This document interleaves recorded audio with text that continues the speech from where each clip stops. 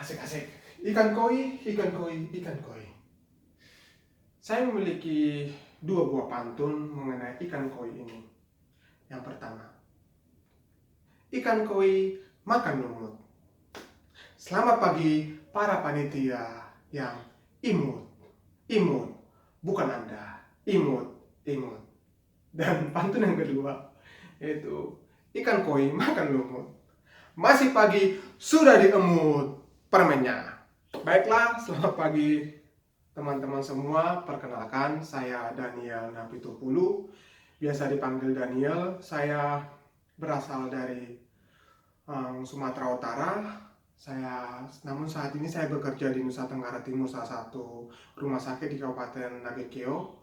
Kemudian saya saat ini sedang mengikuti program studi Ilmu Kedokteran Fisik dan Rehabilitasi Universitas Padjadjaran.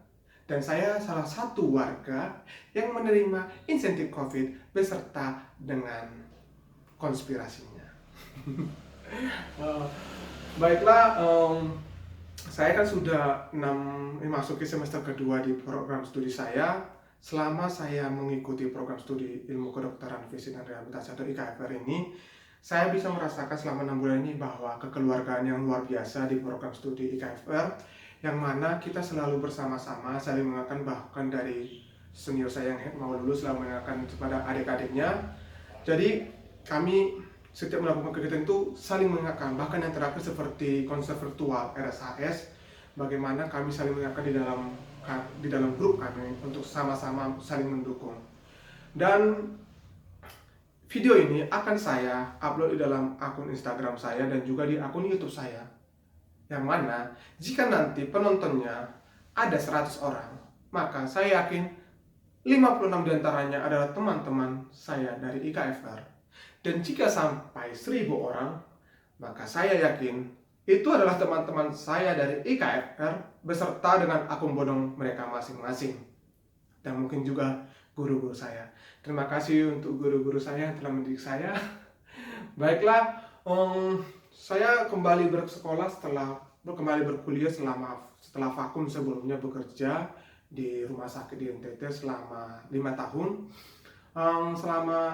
Setelah saya kembali ke perkuliahan, saya merasakan bahwa berat. Maksudnya berat itu karena sebelumnya selama 5 tahun sebelumnya itu tidak ada beban ilmiah. Namun sekarang saya harus kembali memiliki beban ilmiah. Saya harus memaksakan diri untuk belajar kembali dan juga harus menyelesaikan beban ilmiah saya. Tapi semua saya kerjakan supaya demi mengembangkan diri untuk meningkatkan produktivitas saya. Dan hal itu sama dengan materi yang ingin diberikan oleh para panitia Dies Natalis dari Universitas Padjadjaran, yaitu produktif selama pandemi COVID-19. Tapi mengenai topik tersebut saya sebenarnya sedikit keberatan dengan topik tersebut, dikarenakan beberapa artikel berita yang saya baca bahwa COVID-19 tersebut akan berakhir pada tahun 2022. Nah, jika berakhir pada tahun 2022, dengan kata lain, kita di tahun 2023 tidak akan produktif lagi. Bagaimana? Tapi itu hanya candaan saja, karena dalam pemilihan judul pasti kita memilihnya dengan hal-hal yang lagi hot-hotnya, lagi aktual. Jadi pemilihannya yang pandemi COVID ini. Kita tidak bisa pungkiri bahwa COVID ini mengubah banyak sekali dalam kehidupan kita, mulai dari cara berpakaian. Contohnya, kita harus menggunakan masker kemana-mana, menjaga jarak dengan orang di sekitar kita, bukan mau sombong, tidak boleh bersalaman, habis itu selalu mencuci tangan. Tapi memang itu adaptasi kita kepada pandemi ini. Selain itu, pandemi ini juga bisa mengakibatkan kita jadinya harus ibadah online, habis itu berakibat pada bekerja di rumah, habis itu bersekolah di rumah, habis itu banyak lagi, salah satunya pacaran di rumah. Pacaran di rumah karena di luar takut COVID. Nah, karena di luar takut COVID, si cowok bilang, sayang, rumah lagi kosong, langsung boom, sampai rumah cewek. Kemudian pandemi ini juga berakibat kita pada ekonomi kita. Terasa sekali bahwa banyak sekali pengangguran yang meningkat akibat penutupan tempat kerja. pengangguran meningkat, habis itu perekonomian menurun, pendapatan keluarga menurun, berakibat pada anak putus sekolah, perceraian dari keluarga akibat ekonomi, dan juga bisa berakibat putus pacar. Putus pacar kenapa? Ya karena tadi pacaran di rumah, tidak menjaga jarak, habis itu si cewek berbicara, sayang, aku hamil. Langsung, si cowok kabur, hilang, tidak tanggung jawab. Dan selama pandemi COVID-19 beserta dampaknya ini, kita harus berusaha tetap produktif. Yaitu selama pandemi ini. Agar apa coba? Ya, kita produktif agar salah satunya bisa stand up comedy.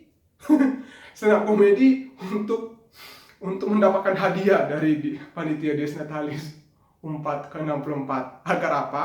Agar bisa membeli masker dan hand sanitizer.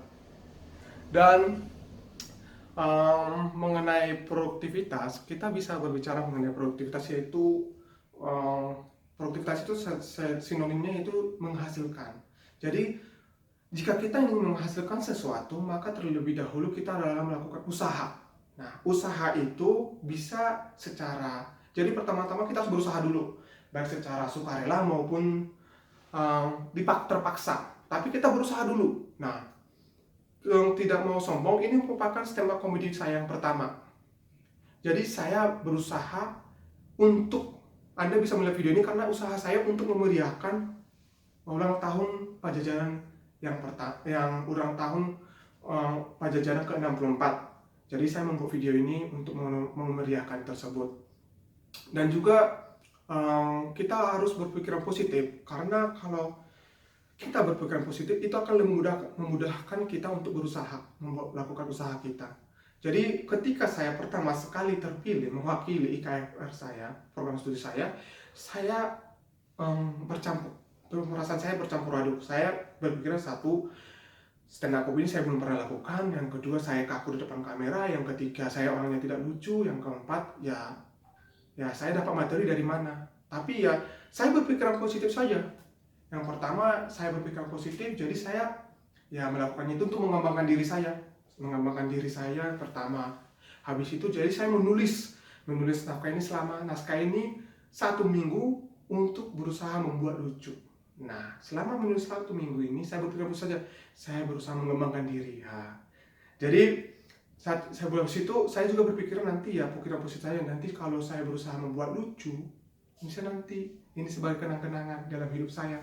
Video ini jadi nanti bisa tertulis di biografi hidup saya ketika saya wafat nanti, yaitu Daniel Napitupulu pernah berusaha membuat lucu dengan menulis naskah stand up comedy selama 1 minggu dan tidak lucu. Ya, tapi tidak apa-apa, setidaknya saya sudah memiliki biografi hidup saya bertambah. Dan mengenai produktivitas, tahun ini saya merasakan menjadi seorang ayah, mana saya menghasilkan keturunan, bukan menghasilkan sih, saya memiliki keturunan, diberikan keturunan dari Yang Maha Kuasa. Saya beri nama Daud. Sekarang Daud berada di NTT bersama dengan istri saya, usianya sekarang 47 hari. Selama sejak lahir saya sampai sekarang belum bertemu dengan anak saya secara fisik, hanya melalui video online, bisa melalui daring saja. Karena saya khawatir, karena kita masa pandemi sekarang, saya khawatir untuk bertemu dengan anak saya. Yang pertama, takut membawa virus. Yang kedua juga saya tidak berani memanggil mereka datang ke Bandung karena takut juga kena virus. Karena masih kecil, belum tentu bisa diajarkan mengenai penggunaan masker. Jadi banyak hal yang jadi kekhawatiran saya. Hingga sampai suatu saat saya berpikiran, saya khawatir setelah pandemi ini selesai, saya pulang ke NTT, kemudian bertemu dengan anak saya. Tiba-tiba anak saya manggil saya dengan panggilan bukan bapak, tapi om. Om, cari siapa kok om? Mate. Gara-gara itu saya berharap dari panitia Dies Natalis Universitas Pajajaran ke-64 memberikan saya tiket pulang. Untuk menghindari penyematan gelar om oleh anak saya kepada saya. Jadi supaya terhindar gelap omnya, saya berharap dari panitia untuk memberikan hibahnya. Ku terima beban ini, tabahkan hati. Terima kasih untuk panitia Dias Natalis Universitas Pajajaran ke-64 yang telah memberikan saya hadiah, dan minta maaf sebelumnya jika ada beberapa kata yang dari tutur kata saya yang melukai perasaan dari teman-teman semua yang menonton video ini. Saya tidak berniat untuk melakukan hal demikian. Semoga jaya selalu. Selamat ulang tahun ke-64 ke Universitas Pajajaran. Semoga makin menghasilkan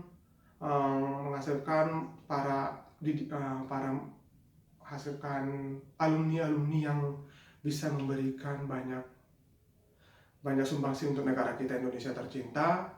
Jaya selalu Universitas Pajajaran. Selamat pagi.